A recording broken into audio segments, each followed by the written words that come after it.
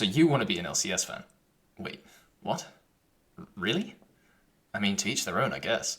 We're on the doorstep of the World Championship, and for whatever reason, you're feeling a bit in the dark. Let's fix that. All jokes aside, the LCS was actually a very entertaining watch this year, and a resurgence in homegrown talent means that the LCS is sending the most native players it has sent since the first year of franchising back in 2018.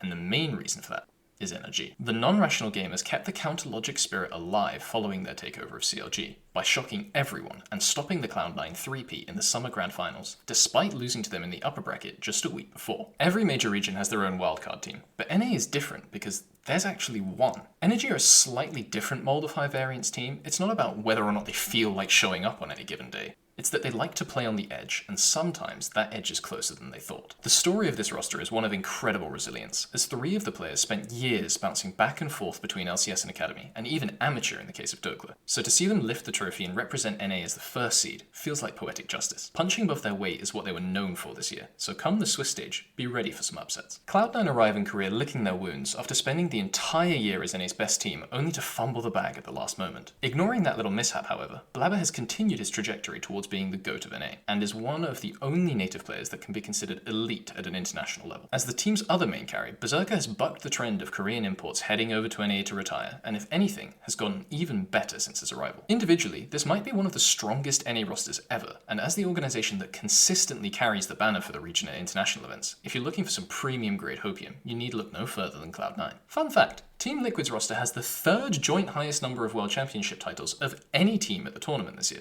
Team Liquid said they were going to cut back on spending after the catastrophe that was 2022, then immediately did a 180 and brought Summit back from the LPL, alongside defending World Championship jungler Pyosik, to form a fully Korean-speaking roster. Despite scrim rumours saying that TL were dominating everyone, that team never materialised on stage, and eventually it led to APA, who can't speak Korean by the way, becoming the starting mid laner. The team improved dramatically and were 1 game away from beating Energy in the losers bracket finals, but ultimately couldn't take down the soon-to-be champions. Finally, the Golden Guardians are an interesting team. After spending most of spring regular season looking very middle of the pack, they came alive in playoffs, mostly thanks to Licorice deciding it was time to actually be good again.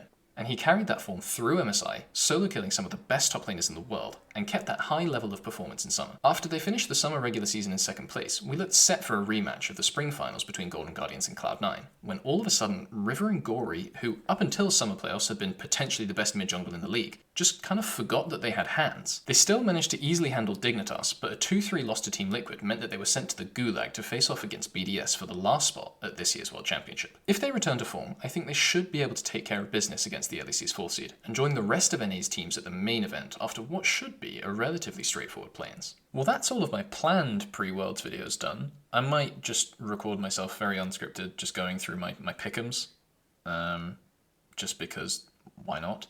And then after that, there will be some during Worlds videos coming out, some shorts, maybe some analysis videos. I'm not entirely sure yet, but it'll be good fun. Stick around.